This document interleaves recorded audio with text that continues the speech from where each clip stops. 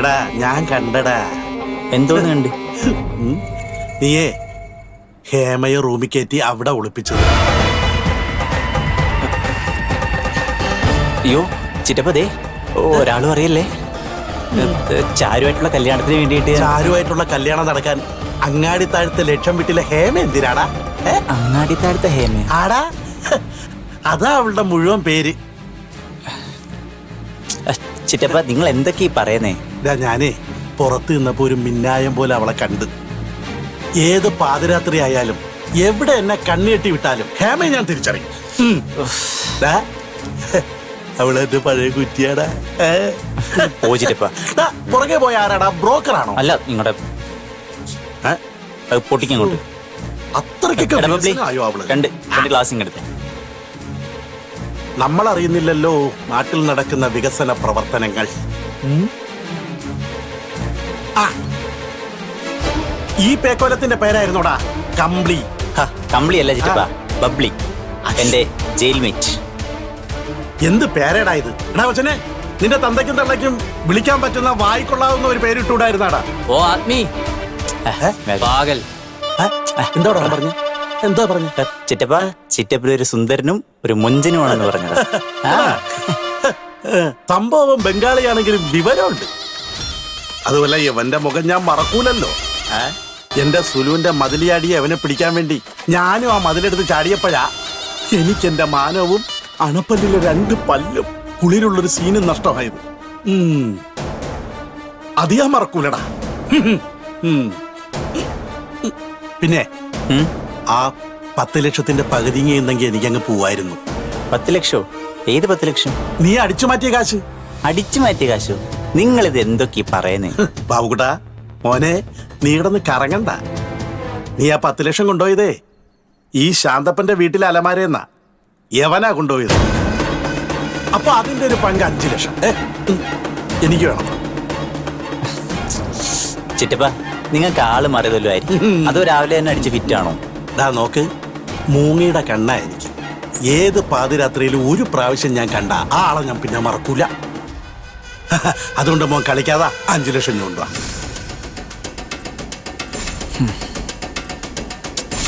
ശരി, പക്ഷേ ഇപ്പൊ എൻ്റെ ഇല്ല, ഞാൻ പിന്നെ തരാം.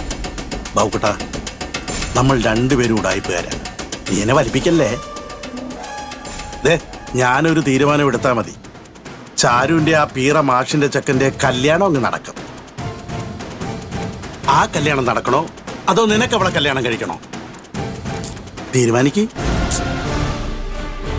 10 ലക്ഷത്തിന് പാതി 5 ലക്ഷം. അതുകൊണ്ട് നിങ്ങൾക്ക് എന്തോ ആവാനാ? മുറുക്കാൻ മേടിക്കാൻ തികയോ? എനിക്കതൊക്കെ മതിയടാ ബാബുക്കുട്ട. നിനക്കത് മുറുക്കാൻ മേടിക്കാൻ പോലും തികത്തില്ലെന്ന് എനിക്കറിയാം. പക്ഷെ എനിക്ക് 1.5 കൊല്ലം കള്ളും കരിമീനും കഴിക്കാം. ഞാൻ പറഞ്ഞതല്ല ചിറ്റപ്പ. ഞാനന്ന് ഒരു ഷാപ്പിന്റെ കാര്യം പറഞ്ഞില്ലേ? നമ്മുടെ തോട്ടൊക്കത്തെ കുഞ്ഞച്ചന്റെ ഷാപ്പ്. എടാ, ഡോക്യുമെന്റ്സ്. ആ ഷാപ്പ് തന്നെ. ആ ഷാപ്പേ ഞാൻ ചിറ്റപ്പന്റെ പേരങ്ങ് ലേലം കൊണ്ട്. ഡോക്യുമെന്റ്സ് നോക്ക്.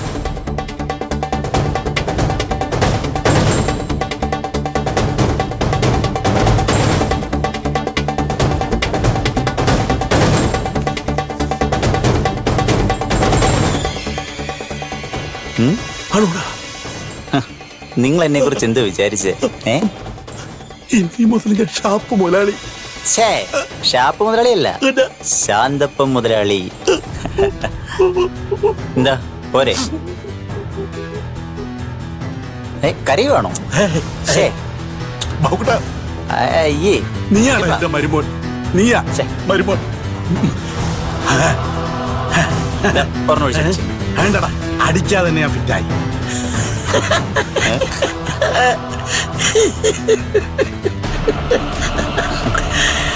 ഇതായിരുന്നു എനിക്ക് വേണ്ട. ഇത് കാണാനാ, മനസ്സിലായോ? പിന്നെ എല്ലാവരുടെയും മുമ്പിൽ ഇനി ഞാൻ ഒരു കലക്ക് കലക്കോടാ.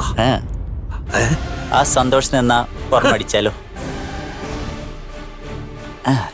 മതി മതി മതി. വെള്ളം.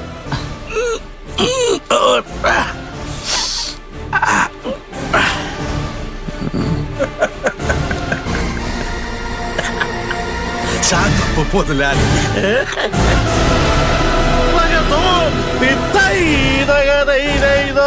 പറഞ്ഞതങ്ങനെ തന്നെ തിത്തിത്താറാതെ പറഞ്ഞതങ്ങനെ തന്നെ തിത്തിത്താറാതെ ഓം തിമൃതകതോം തിത്തൈതകതൈതോ തിത്തിത്താറാതെ പറഞ്ഞതങ്ങനെ തന്നെ പതിരാവായല്ലോ കുഞ്ഞു കിടന്നുറങ്ങട്ടെ ഉലകിറയും ഓം തീന്ത തിമൃതകതോം തിത്തൈതകതൈതോ കുഞ്ഞോൾ കുഞ്ഞോളെ ആ കുഞ്ഞോൾ കമോ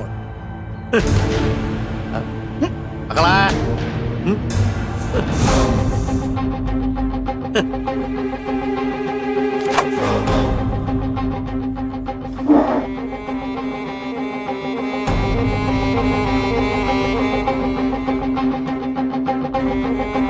കുഞ്ഞോളെ കുഞ്ഞോളെ പറ ഞാൻ ആരാ?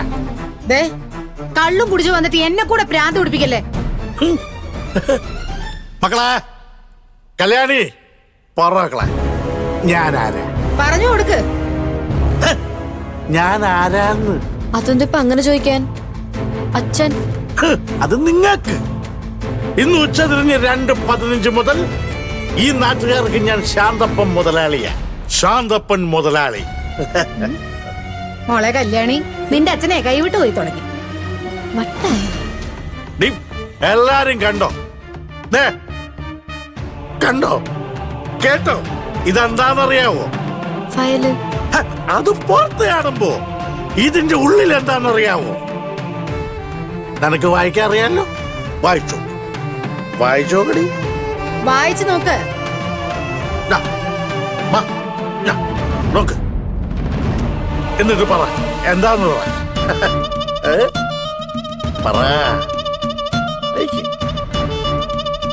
നോക്കൂ തോട്ടം. ചേച്ചി അച്ഛന്റെ പേരുള്ള ഷാപ്പിന്റെ എഗ്രിമെന്റാ. ഷാപ്പിന്റെ എഗ്രിമെന്റോ? കാണിച്ചേ. കേട്ടല്ലോ, എല്ലാരും കേട്ടല്ലോ.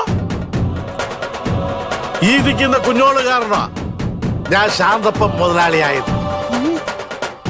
ഏ? അമ്മയോ? ഞാനോ? കുഞ്ഞോളെ, നിനക്ക് നിന്റെ ചേട്ടനൊരു വസ്തുവിന്റെ കേസിലായിരുന്നോ? ആ കേസ് ഞാനങ്ങ് കോംപ്രമൈസ് ചെയ്തു. എന്നിട്ട് ആ പ്രമാണം കൊണ്ടുവച്ച് കുറച്ച് കാശ് വാങ്ങി ഷാപ്പ് ലേലത്തിൽ പിടിച്ചു. ഞാൻ ഏത് ഷാപ്പാ ലേലത്തിൽ പിടിച്ചെന്ന് ചോയ്ക്ക്. നിങ്ങൾ ദിവസവും കയറി നിറങ്ങുന്ന ഏതെങ്കിലും ഷാപ്പായിരിക്കും. നിറങ്ങുന്ന ഷാപ്പല്ല, എന്റെ സ്വപ്നമായ തോട്ടുവക്കം ഷാപ്പ് TS36. അതായത് തോട്ടുവക്കം ഷാപ്പിന്റെ മുതലാളിയാണ് ഈ ശാന്തപ്പൻ. കുഞ്ഞോളെ, ഈ ജില്ലയിൽ ഏറ്റവും കൂടുതൽ കച്ചവടം നടക്കുന്ന ഷാപ്പാണ് തോട്ടുവക്കം ഷാപ്പ്. തോട്ടുവക്കം ഷാപ്പിൽ നീ നോക്കിക്കോ, ഒരു കുപ്പിക്കളിന് 1 കുപ്പിക്കള് ഫ്രീ, ടച്ചിങ്സ് ഫ്രീ. കുടിയന്മാരുടെ മർമ്മമറിയാവുന്ന മുതലാളി ശാന്തപ്പൻ മുതലാളി. എന്നെ വില വെക്കാതെ പുച്ഛിച്ച് തള്ളിയവർക്കൊക്കെ ശാന്തപ്പന്റെ മറുപടിയാ ഇത്. അപ്പൊ എന്റെ 10 ലക്ഷം രൂപ കട്ടോണ്ട് പോയത് ഇതിനായിരുന്നോ? നിന്റെ 10 ലക്ഷം, നിന്റെ 10 ലക്ഷം കൊണ്ട് ചെന്നാലേ ഈ ഷാപ്പ് ലേലം കൊള്ളാൻ പൂരിപ്പിക്കാനുള്ള ഫോറം അത് കിട്ടത്തില്ല. 60 ലക്ഷം രൂപ കൊടുത്തിട്ടാണ് ശാന്തപ്പൻ ഷാപ്പ് ലേലത്തിൽ പിടിച്ചത്. എത്ര? 60. ഇന്നലെ വരെ ഇല്ലാത്ത ചിറ്റയുടെ വസ്തു ഇന്ന് പൊങ്ങി വന്നപ്പോ മനസ്സിലായി ആരാ ഷാപ്പ് ലേലം പിടിച്ചതെന്ന്. ദേ, ബാബുക്കുട്ടൻ കട്ടും പിടിച്ചു പറിച്ചുണ്ടാക്കിയ പൈസയാ. അന്വേഷണം വരുമ്പോഴേ അകത്ത് പോയി കിടക്കാം. ശാന്തപ്പ മുതലാളിക്കും നിങ്ങളെ ചരടി കെട്ടിക്കൊണ്ടു നടക്കുന്ന അവനും.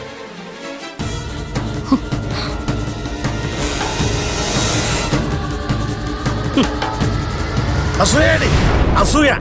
സ്വന്തം തന്ത നന്നാവുന്നത് അവക്ക് പണ്ടേ സഹിക്കത്തില്ലല്ലോ. ശരിക്കും നിങ്ങൾ മുതലാളിയായ? ഇന്ന് മുതൽ ഞാൻ ശാന്തപ്പൻ മുതലാളി, നീ കുഞ്ഞുമോള് മുതലാളിച്ച്. എന്റെ ഏത് വസ്തുവിന്റെ ഭാഗം വെച്ചിട്ടാ നിങ്ങൾ കാശെടുത്തേ?